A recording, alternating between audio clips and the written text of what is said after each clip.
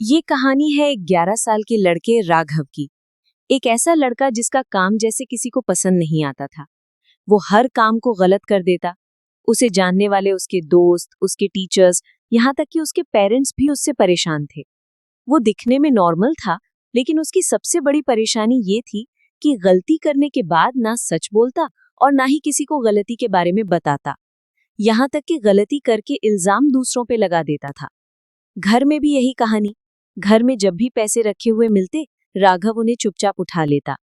उसके पेरेंट्स उससे पूछते तो वो मासूम सा चेहरा बना लेता और कंधे ऊंचाकर बोल देता, मुझे नहीं पता माँ। उसे लगता था किसी को पता ही नहीं चला तो क्या फर्क पड़ता है। स्कूल में भी वही कहानी। क्लास में कभी कुछ टूट जाता, कभी वाटर बॉटल गिर जाती। राघव चुप रहता और जब टीचर पूछती कौन था, तो उसकी नजर किसी और पर चली जाती। कभी दोस्त पर इल्जाम, कभी कोई और। दोस्त चुपचाप डांट खा लेते और राघव बच जाता।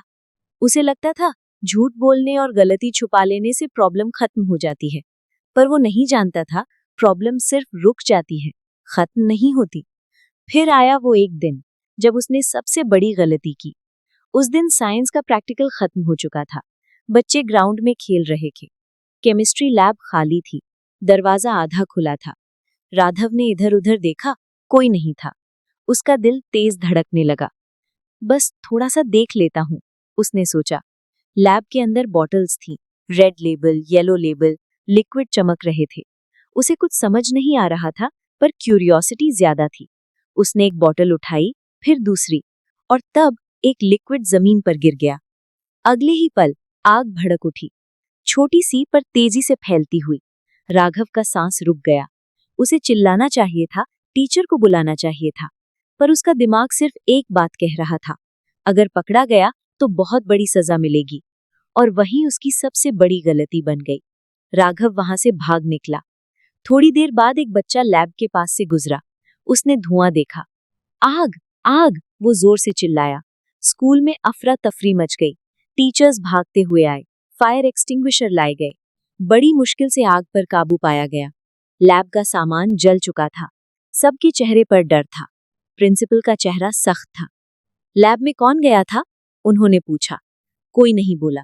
तब एक आवाज आई, सर, मैंने राघव को लैब से भागते हुए देखा था।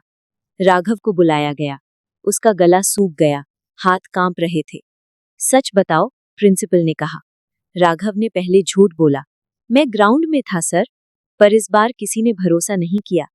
टीचर ने शांत आवाज में कहा, बेटा, सच बोलने का ये आखिरी मौका है। राघव की आंखों से आंसू बह निकले। उसे उसकी सभी गलतियां याद आने लगी। वो रोने लगा।